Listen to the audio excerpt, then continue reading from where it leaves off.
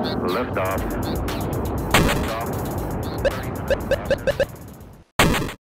Hey everybody, question of the week time. I'm Garnett Lee. Hope you are checking out our daily show. Ryan hosting more and more all the time because I'm just too dang busy. Sorry. Hopefully you will still at least get to see me sometimes. This question of the week comes to us from Will H. Berger on Twitter, which is where you can get our questions, your questions to us, along with Facebook, who asks, I was hesitant to do this one, but I'll dive in anyway. Given the generally poor reviews of Resident Evil 6, what would you like to see in a Resident Evil 7? Well, what would I like to see in a Resident Evil 7? You know, I just don't know if there's any going back anymore. I miss the Umbrella era of Resident Evil because there was a tenuous balance that they had there of campiness with still pulling off the, B horror movie sort of atmosphere and event, but at the same time, as some commentators have pointed out about Resident Evil series, that one of the things that made it great was you still felt like you had a lot of influence in the game. There were these puzzles to solve, and based on how you solved them and what you did in the game, things changed as to how the scenarios unfolded, which characters were where at what times.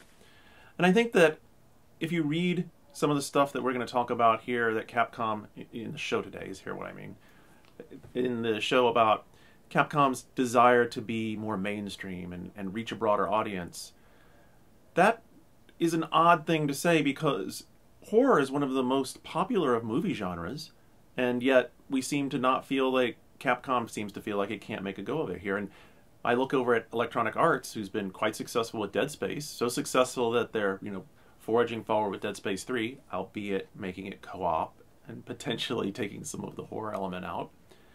And I just wonder, what would it take to get back to a great survival horror game?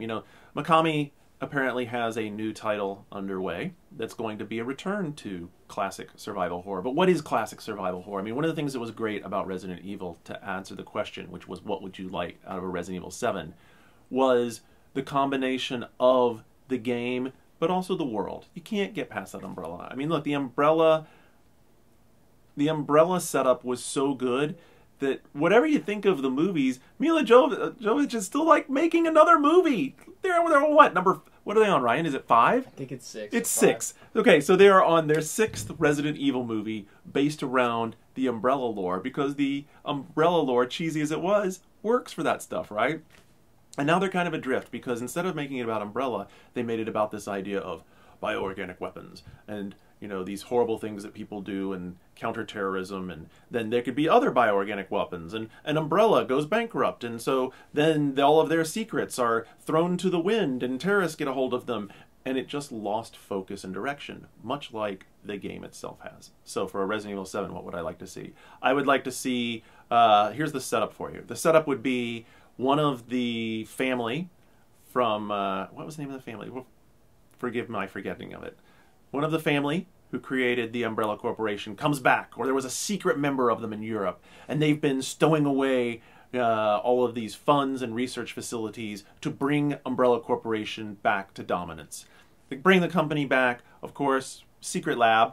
Can't be under a mansion anymore, it's got to be someplace else, so let's hide it in a dormant volcano! Excellent. Okay, this is coming along right well, okay? So we've got Umbrella coming back inside a dormant volcano with a plan to, what are they going to do? They're going to save the world by distributing a curative that will grant us all immortality through a system of satellites in low Earth orbit. But of course it all goes horribly wrong.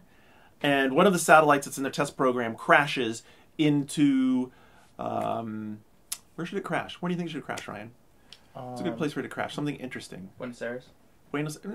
Come on, this is not Starship Troopers. It's not crashing into Buenos Aires. They have already suffered enough in Buenos Aires. Set you up for that one. I think that it's going to crash into Thailand.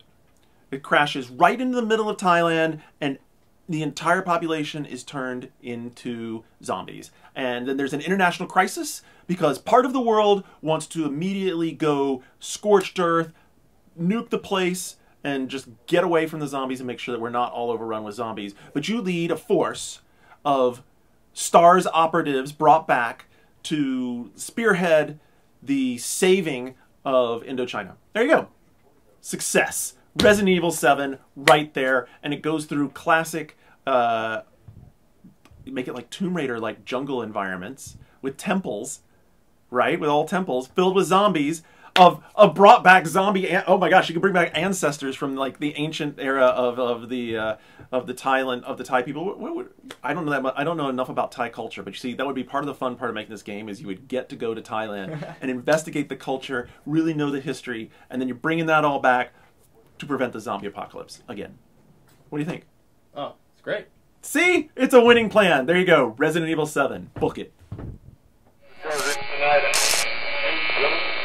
I think that Nintendo it's just really fun. darn It's stubborn, just crazy and fun. they might that even And someone mentioned Love probably, turn-based strategy. I don't know, General 3DS, and XXL, Heyday. Often. they kind of seem slower to Miss learn it, to and we adapt should trends. come back. There were, you know, on the face of them, if you tried to describe Basically This been isn't wiped something out that by actually. you sat down and play them. There was a time when role-playing Now, games they didn't all have had it.